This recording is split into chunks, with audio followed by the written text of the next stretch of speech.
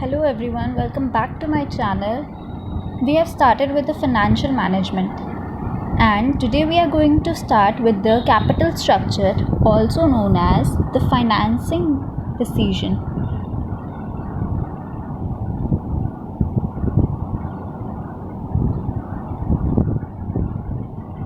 So what is capital structure?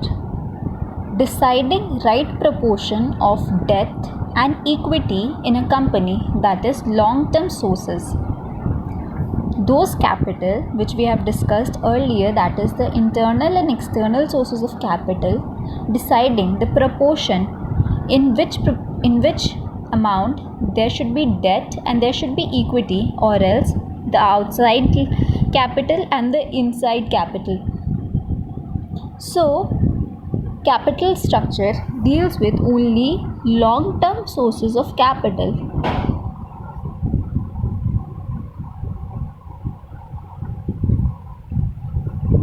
Whereas financing decision is concerned with both short plus long-term sources of capital. So this is the major difference between capital structure and financing structure. Capital structure is a part of financing structure. So types of capital structure can be distinguished as: number 1, horizontal structure.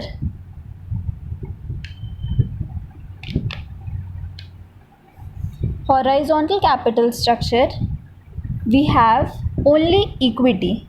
So equity का part से सिर्फ base बनता है, only equity. The second category is vertical,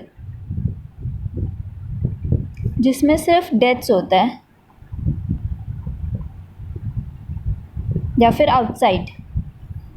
third category है pyramid. Pyramid is a pyramid shape structure जिसमें कि base होता है डेप्ट का और इक्विटी ज़्यादा होता है. यहाँ पे cost of debt is less than cost of equity. Cost we have already discussed in the previous lecture. Fourth is inverse pyramid, just ulta of pyramid, that is इसमें इक्विटी कम होता है और बाकी ये डेट ज़्यादा होता है. That is cost of debt is greater than cost of equity, just उल्टा. So these are the 4 types of capital structure.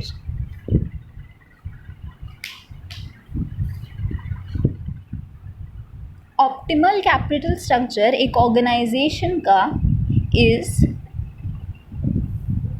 जब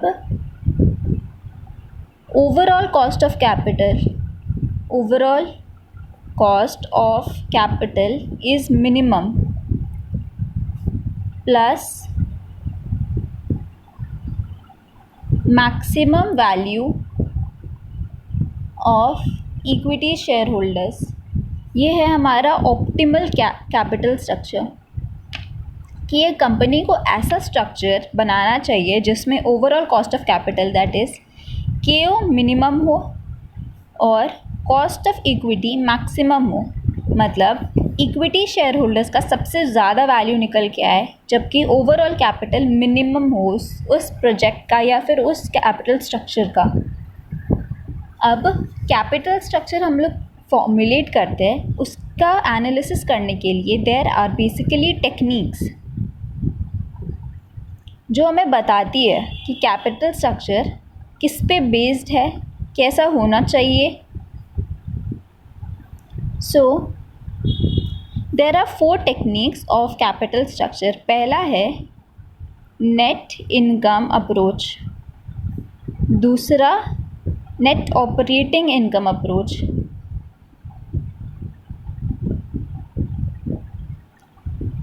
तीसरा traditional approach, and fourth is MM hypothesis or MM theory. Let's discuss all this one by one. So starting from the net income approach,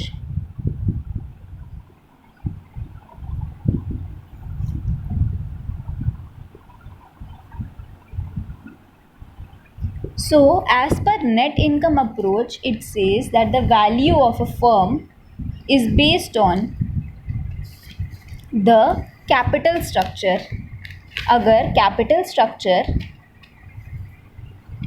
change होता है तब value of a firm भी change होगा.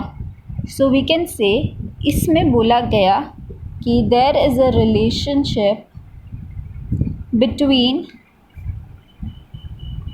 Capital structure and value of firm.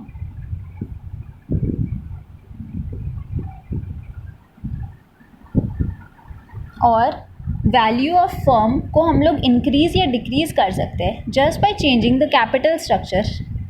Capital structure में डेब्ट और equity का ratio हम लोग बदल के वैल्यू ऑफ फर्म भी बदल सकते हैं.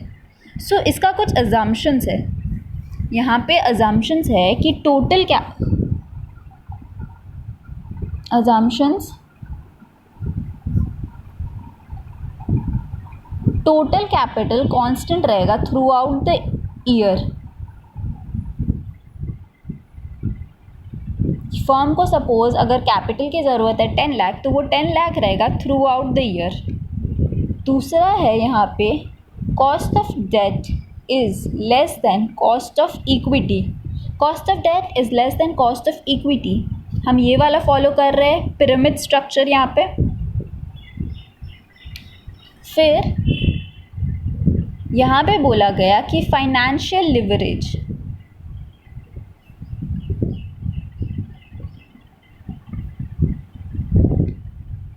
is equal to debt by debt plus equity.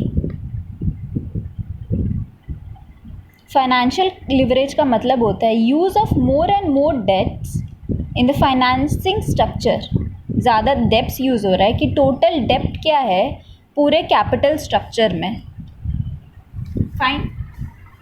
सो इसके according value of firm increase हो सकता है जब हमारा कैपिटल स्ट्रक्चर में डेट इंक्रीज़ होता है. सो के यहाँ पे रिप्रेजेंट कर रहा है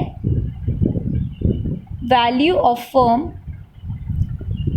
और कॉस्ट ऑफ डिबेंचर या debt into D by debt plus equity that is financial leverage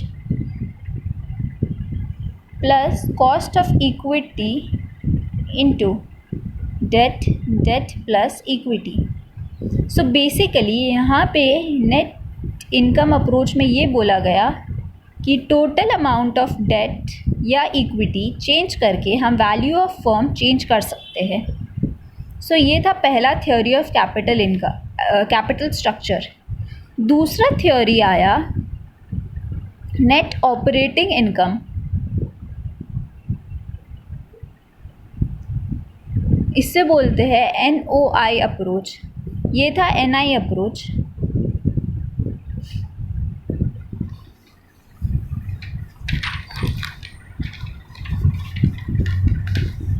net operating income approach का मानना था कि capital of the firm does not affect the capital structure. यहाँ पे बोला था वैल्यू ऑफ फर्म को इफेक्ट करता है कैपिटल स्ट्रक्चर. NI अप्रोच में बोला गया कि EBIT या बोलो operating profit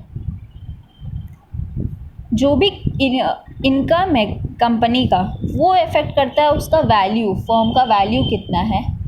operating profit and overall capital ये दोनों डिटर्मिनेंट्स है जो अफेक्ट करता है कैपिटल स्ट्रक्चर को.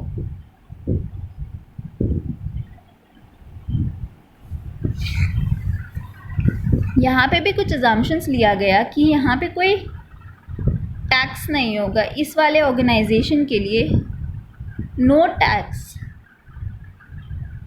और यहाँ पे एक और चीज़ लिया गया cost of debt is constant पूरे साल के लिए.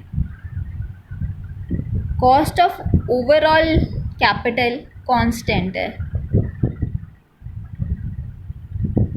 यहाँ पे एक बात बोला गया कि the investors see firm as a whole and thus capitalize the total earnings of the firm to find out the value of the firm as a whole.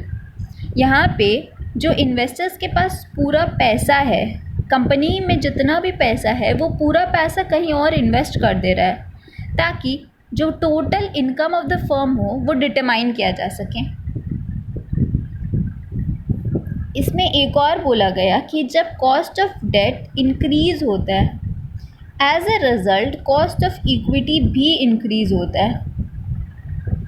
इसका अगर हम रिलेशनशिप बनाएं कॉस्ट ऑफ इक्विटी और cost of capital का, तब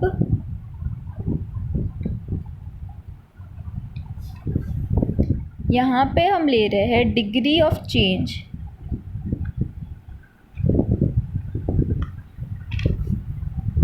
और यहाँ cost of capital. Cost of debt constant है, ओवरऑल कॉस्ट ऑफ कैपिटल भी कांस्टेंट है, बट जब डेट इंक्रीज़ करेगा तो कॉस्ट ऑफ इक्विटी भी इंक्रीज़ करेगा। ये है NOI अप्रोच का डायग्राम। और अगर हम डायग्राम फॉर्मुलेट करें NI अप्रोच का तो उसका ग्राफ बनता है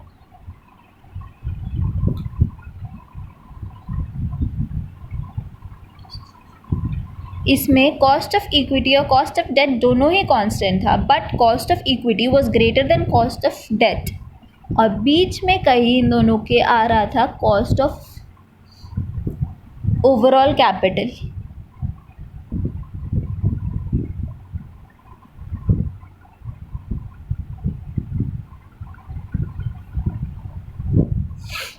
ये है NI अप्रोच का और ये है NOI अप्रोच का डायग्राम। सो ये था दो टेक्निक्स, एक नेट इनकम और एक net operating income. The third type जो हम लोग के पास है वो है traditional. Traditional is somewhat between NI और NOI अप्रोच। NI और NOI अप्रोच के बीच में कई ट्रेडिशनल अप्रोच आता है। ट्रेडिशनल अप्रोच में बोला गया कि the value of the firm और कैपिटल स्ट्रक्चर दोनों सजेस्ट करता है कि टोटल कैपिटल, एक कंपनी का टोटल कैपिटल में एक ऑप्टिमल डेट होना चाहिए। उस डेट के घटने और बढ़ने से जो चेंजेस आएगा वो हमारा मैक्सिमम वैल्यू प्रोवाइड करेगा वैल्यू ऑफ द फर्म का। इसमें बोला गया कि अगर कॉस्ट ऑफ कैपिटल डिक्रीज़ होगा तब वैल्यू ऑफ फर्म इंक्रीज़ होगा एट ऑप्टिमल पॉइंट, ट्रेडिशनल वाले पॉइंट पे। और एक रिलेशन यहाँ पे आया कि कॉस्ट ऑफ कैपिटल मिनिमम हो और वैल्यू ऑफ फर्म, हमें आखिरकार चाहिए तो यही कि कॉस्ट कम हो और वैल्यू ज़्यादा हो, मैक्सिमम हो। इस पॉइंट के लेवल पे आने से पहले, ये इस पॉइंट पे आने से पहले हमारा कॉस्ट ऑफ इक्विटी ज़्यादा है as compare to cost of debt. और वही अगर इससे लेफ़्ट साइड दोनों साइड मूव करते हैं तब आता है कॉस्ट ऑफ डेट ज़्यादा है कॉस्ट ऑफ इक्विटी के। सो ये है हमारा traditional approach. As per this approach debt should exist in capital structure only up to specific point. उसके बाद डेट का कोई काम नहीं है, एंड अगर डेट बढ़ता है तो उसके कारण वैल्यू ऑफ फर्म घटने लगेगा।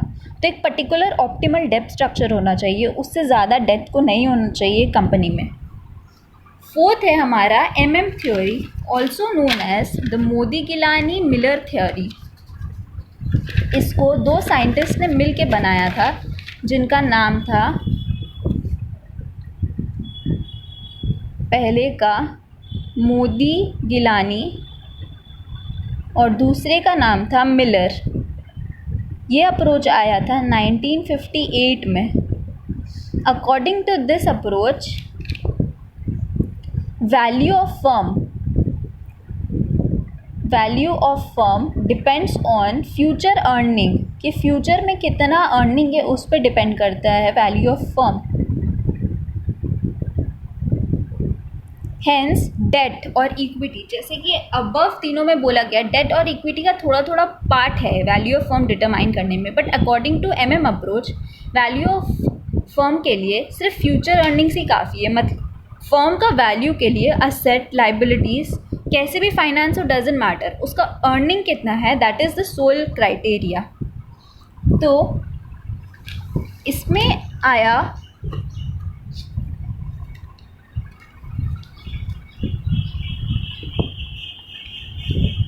दो कैटेगरी, एक था लिवर्ड फर्म, मतलब जिस फर्म के पास इक्विटी और डेट दोनों हैं, और एक कंसेप्ट आया अनलिवर्ड फर्म जिसमें सिर्फ इक्विटी का पार्ट है, देयर इज़ नो डेब्ट।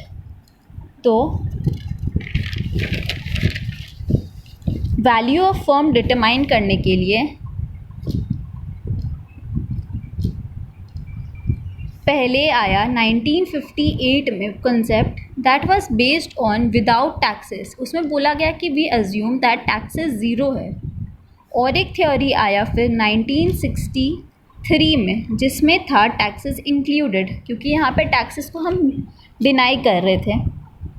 यहाँ पे अनलिवर्ड फर्म का बात करें जिसमें सिर्फ इक्विटी है, उसके लिए वैल्यू ऑफ फर्म का फॉर्मूला है EBIT by cost of capital overall, और वही अगर टैक्सेस आ जाए तो EBIT less taxes by cost of capital. और वही लिवर्ड फर्म के लिए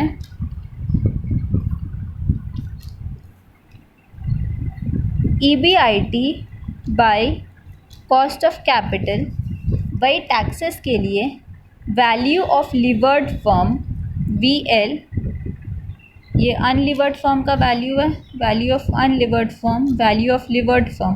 सो value of levered firm will be equal to value of unlevered firm, जो कि ये प्लस डेट का अमाउंट इनटू टैक्सेस। तो इसमें यही बोला गया value of levered firm will be equal to value of unlevered firm plus debt into taxes. So ये था एमएम अप्रोच का हाइपोथेसिस, जिसके according value of firm debt और इक्विटी पे डिपेंडेंट नहीं है, वो डिपेंड करेगा सिर्फ वैल्यू जो उसका फ्यूचर अर्निंग से जनरेट होगा। इस चैप्टर में ज़्यादा थ्योरी है एज़ कम्पेयर टू प्रैक्टिकल, तो ये थ्योरी आपको याद रखना होगा। सो ये था हमारा कैपिटल स्ट्रक्चर और financing decision of financial management. So this was it for today's video. See you in the next video. If you like my channel, please subscribe, and thank you for watching this video.